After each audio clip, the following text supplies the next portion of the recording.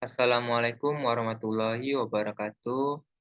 Perkenalkan, nama saya Muhammad Ali Akbar dengan NIM D1D021101. Kali ini saya akan menjelaskan makalah dengan judul Kasus Hutan Lindung Pegunungan Meratus Kalimantan Selatan. Dengan mata kuliah Pengelolaan Konflik Sumber Daya Hutan. Dengan dosen pengampu Bapak Dr. Marwoto Eshut MSI. Selanjutnya, latar belakang. Berdasarkan peta tata guna hutan kesepakatan Provinsi Kalimantan Selatan tahun 1984, kawasan hutan Pegunungan Meratus ditetapkan sebagai hutan lindung. Kemudian, berdasarkan Rencana Tata Ruang Wilayah Provinsi Kalimantan Selatan tahun 1966, sebagai fungsi lindung tersebut diubah menjadi kawasan lindung dan budidaya.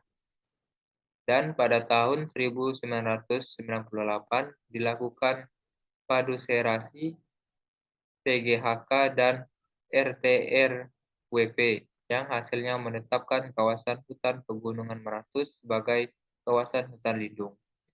Ketetapan ini diputuskan dengan surat keputusan Menteri Kehutanan dan Perkebunan nomor 453 per KPTS 2 per 1969. Penyebab konflik. Sejak zaman kolonial Belanda, kawasan hutan Pegunungan Meratus telah ditetapkan sebagai hutan cadangan untuk kepentingan pengatur tata air.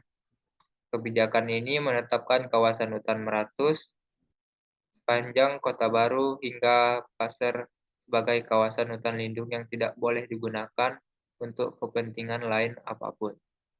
Selanjutnya, kebijakan itu menegaskan pula bahwa kawasan hutan Pegunungan Meratus sepanjang hulu Sungai Selatan, hulu Sungai Tengah, hulu Sungai Utara, hingga Labatong, yang disebut sebagai Labuk Hijau Meratus, ditetapkan sebagai hutan kawasan lindung.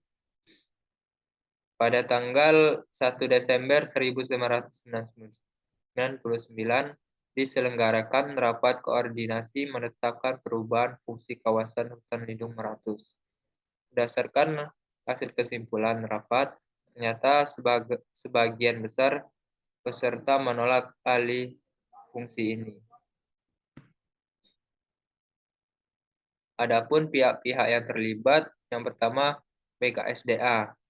PKSDA ini mendukung keputusan Menteri Kehutanan yang terakhir, yaitu tetap mempertahankan fungsi lindung. Bahkan BKSDA telah mengajukan untuk meningkatkan sebagai areal sebagai Taman Nasional sejak tahun 1966. Yang kedua, Dinas Kehutanan. Dinas Kehutanan sebagai bagian dari pemerintahan daerah mendukung gubernur untuk mengubah fungsi kawasan lindung menjadi KPT.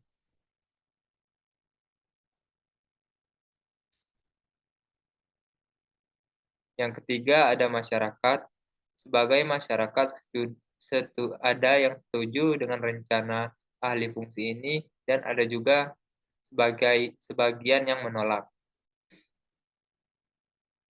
Yang keempat, Direktur Eksekutif LPMA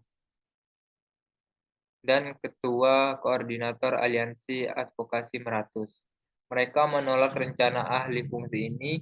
Menurut mereka, perubahan status kawasan ini dikhawatirkan akan menyebabkan bencana alam, mengingat kondisi kawasan hutan yang rawan bencana, apalagi tidak dilindungi.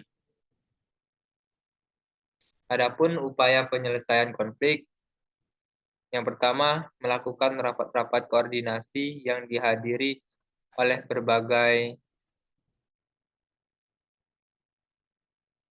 instansi pemerintah yang terkait,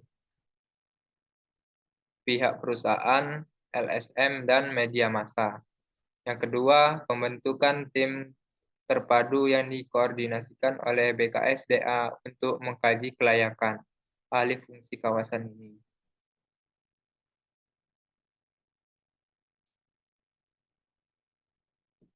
Adapun kesimpulannya, yang pertama, Pegunungan Meratus sebaiknya dipertahankan fungsinya sebagai hutan lindung. Sebagai besar kawasan ini memenuhi kriteria kelerengan sebagai hutan lindung dengan besar 40%. Selain itu, kawasan ini merupakan wilayah hulu daerah aliran sungai yang akan terganggu fungsi hidrologisnya apabila terjadi alih fungsi. Kemudian dari segi sosial, dikhawatirkan akan menyebabkan konflik baru antara masyarakat dan pemegang hak mengelola hutan produksi tersebut. Pihak-pihak yang terlibat juga memiliki beberapa pendapat, di antaranya PKSDA sebagai masyarakat, LSM, LPMA menolak dilakukannya alih fungsi mengingat beberapa hal yang harus dipertahankan, namun dari Dinas Kehutanan dan sebagai masyarakat menyetujui dilakukan alih fungsi hutan lindung. Begitulah hasil hasil kerja dari kelompok kami. Lebih dari kurangnya saya mohon maaf. Assalamualaikum warahmatullahi wabarakatuh.